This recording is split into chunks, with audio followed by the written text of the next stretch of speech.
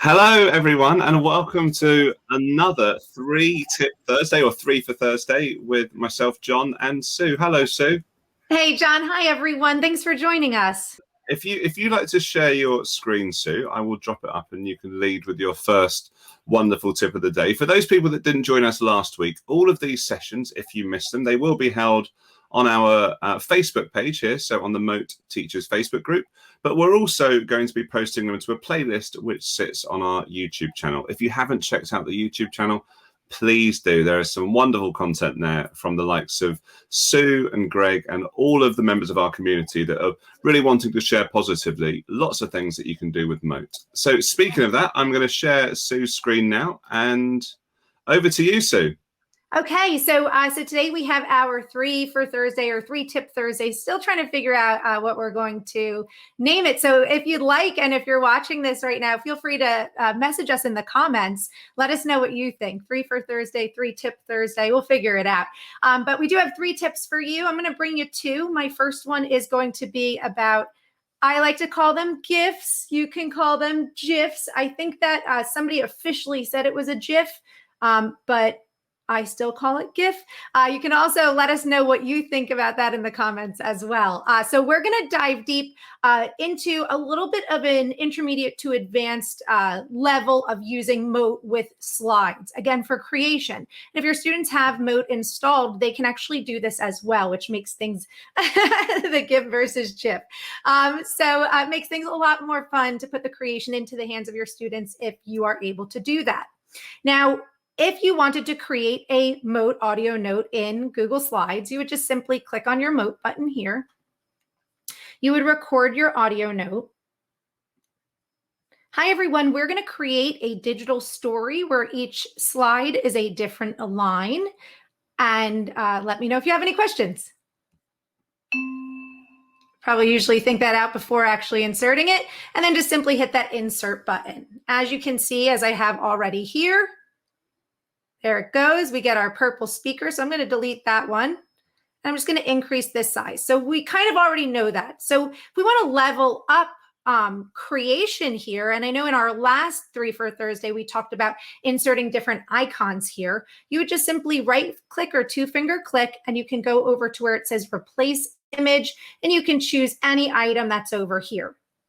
So we were uploading from computer with images. However, some people don't realize that you can also use a GIF or a GIF, whichever you prefer, here on your speaker icon instead. So our first tip is going to be, I have installed in Google Chrome through the Chrome Web Store, the Giphy or Jiffy extension up top. And when I click on it, it's a really fun way to say, like, you got this.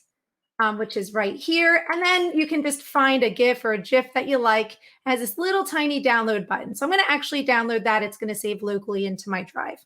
And instead of replacing this with an image, I'm going to two finger click or right click, replace image, upload from a computer, and you'll actually see in my downloads that I can pull in the GIF or the GIF to replace that speaker. Now, this can be one that you create, maybe using a tool where you can create your own GIFs or GIFs. A simple tutorial. One of my favorites is how to download slides so that, you can make a PDF, maybe a PDF ebook, and then you can kind of have a loop of your GIF or GIF so that the students know that this is where they would get that direction right from you.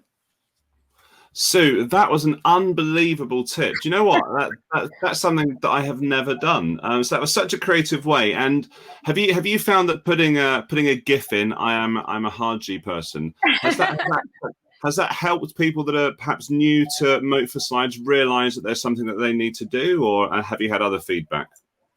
Yes, you know what? I would say that that's kind of a little bit more for our leveling up group, but educators everywhere are kind of just taking Mote and trying to figure out clever and creative ways of using it in slides, especially in particular, and replacing the image, whether it's with a selfie with your camera or with an icon, as we went over last Thursday, is really amazing. And then to level that up even more, whether it's a self-made GIF or it's one that you find on Giphy, it can really be pretty incredible. And that was like kind of like an aha moment that I had for myself. And my students just like it because there's a lot of really funny meme GIFs out there. So whether you're an Office fan, as I know you are, or any other fan, if you can find a really good meme, you can toss that right into your slides now and have your directions right there. You click on the GIF to hear what you have to do, what's expected of you.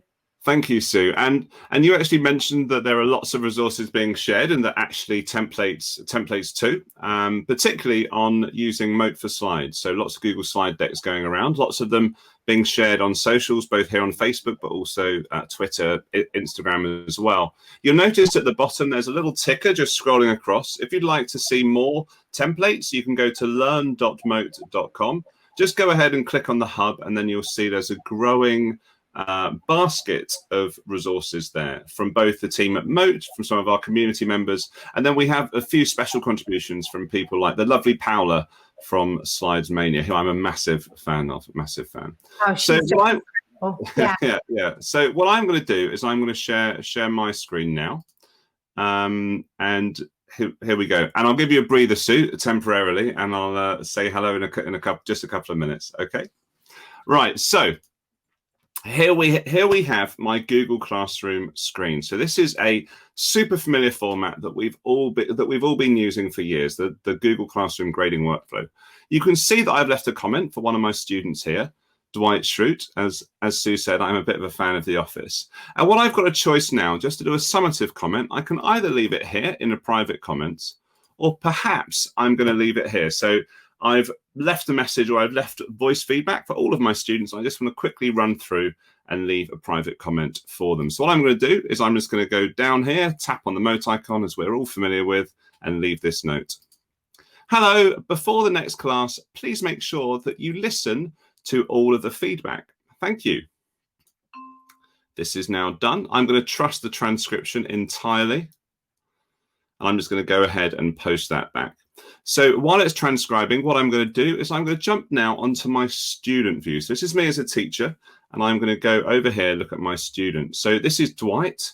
You can see that my teacher, Mr. Neil, has left me some very insightful feedback. I love this logo. Well done. Thank you, sir. And then I'm going to jump onto the second tab, though, and you will see here, if I just tap refresh, oh, it's already there, actually, that I'm going to have the comment that my teacher just left for me. Please note as well that there are tabs in the Chrome bookmark. If you're an Office fan, you would appreciate those too. So I'm going to click on the transcription, and I can see that that has taken everything perfectly. I'd like to listen to my teacher's voice just for that extra bit of personal touch. Before I do so, just so we don't hear too much of my voice, I'm actually going to mute that. So this is now playing back through it. Okay, this is great. So I've understood the feedback, and what I'm going to do is I'm going to tap on this reaction button just at the bottom right of the comment. And I'm going to click on the diamond just to indicate this is something that I've fully understood. So there we go. This is done. From myself as a student, I would then jump back into the file, listen to the feedback, etc. Going back to my teacher's perspective, if I'm sitting within Google Classroom, the only way that I know whether my students have engaged with the feedback is to actually go into the classroom work to look at the comment, etc. So this is where it's really useful, just looking very briefly today at My Activity, or the Activity Dashboard. To access this, you click on the Mote icon at the top of your browser, My Activity and Engagement, and then you will notice that very shortly we have a list of all of our activity and all of the voice notes that we have made. Very easy way of navigating through these is you can filter by those voice notes that have been noticed or remain unnoticed. Nice pun there, just to indicate those that have been listened to or not. And then you can start to play things through. You can download these audio files if you want to use them elsewhere. A little bit like YouTube, you can change their visibility. You can see when they're made. And this is all great, but actually I think it's the first column, which is where we get most of our value as teachers. So I can see this was the student that I left the voice note for. And I can see where it was left. I can see extra bits of context. But what is really useful for me, my student was signed in, Dwight Schrute, and this was a voice note that I left just a couple of minutes ago. I can see that the voice note was opened. I can also see with the headphone icon that it has been listened to. And then you will remember that Dwight, or the student that I was just portraying there, clicked on a diamond to indicate that that feedback was understood. That is all available to me at a glance and to all teachers when you're using Mote and when you're then doing this particular workflow. I also really like, just something that I used to enjoy, if I have a meeting with a student coming up and I want to maybe review whether they've been able to engage or listen to my feedback, what I can do is I can click on the student's name, and that will allow me to go to a page where all of the voice notes for that particular student are held. And you can see that the students listen to this one, but not this one. So maybe I could look to find out why. I'm going to click on the clear filter just to jump back. And just as a reminder that if you are creating voice notes outside of Google Classroom and Google Docs, you can then get this share to Classroom. So any other web resource, you can share to Google Classroom with a sticky Mote, and the share to Classroom button is there for us all in the activity dashboard. I'm going to bring Sue back and say, what did you think of that, Sue? That was masterful, wasn't it? You might be muted, Sue, just by the way. Oh, you think I'd learn by now? No, I thought that was great. I know we were chatting before about how much the My Activity area is so underutilized, and it can be such a really valuable resource for educators. Maybe pop that into your toolbox for the start of next year, especially. I think that could be a really helpful one to be able to track your students. Track your students' performance, maybe in correlation with whether or not they're actually taking the time to hear your feedback. Exactly. Perfect. Sue, are you ready for your next gem? I am. Yes, I'm ready. Okay, so I'm just going to go ahead and push your screen to the stream. Okay. There we go. So my specialty is in storytelling. I am a filmmaker. I have taught film for a very long time. I'm a content creator myself. I like to inspire my students to also create content. So digital storytelling in the hands of students is really, really an awesome way to get your students to explore different projects in order to have them showcase the knowledge that they have from your class in a creative manner. So using Mote with digital storytelling, particularly because you can do little short snippets of audio on each one of your slides to tell the story, can really be a valuable tool. So in our third tip, my second tip, I'm going to come back to our same slides where we just had that GIF thrown in here that has our directions. And I'm going to actually come to our next slide, which is a little picture of a puppy. And we're going to pretend like this terrible story. As I just said, I was a really good storyteller. This terribly anticlimactic story about this very lonely puppy who sees a friend is going to be our story choice of the day. If I were to record with Mote here, I can then have my audio play right here. There once was a very lonely puppy.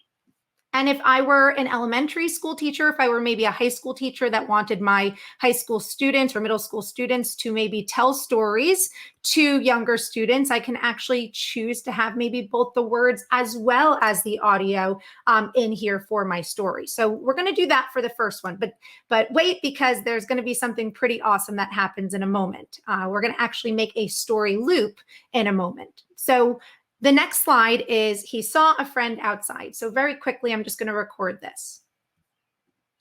He saw a friend outside. I'm going to hit done, and I'm going to hit insert.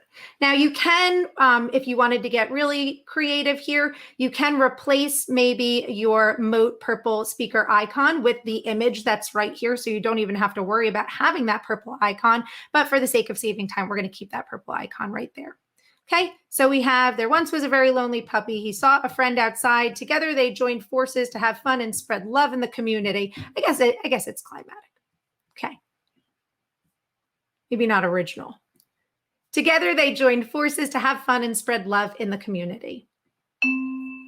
All right. And then hit insert right here. So what I want to show you now is going to be how you make this into a loop so that your students will advance one slide and the audio will play automatically. Now this, I've had a couple other teachers who have reached out to me to say they've done this collaboratively where each student in their class makes a slide and then they can kind of play it straight through, or they make a script maybe. Maybe they have it written in English and they speak it in Spanish or Italian or French, whatever it may be. What we're going to do is we're going to come back to that purple icon that we played around with before.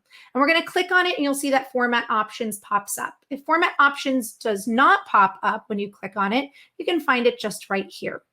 Now, under your format options, what you'll do after you create these audio notes with Mote, you'll just simply click on playing automatically. Okay, and then do you want it to stop on the slide, change? Do you want it to continue playing? You have all these options. For today, we're just going to simply click that this is going to happen automatically when we change our slide. We're going to come to this one, click, have that happen automatically. Come to this one, click, and have that happen automatically as well.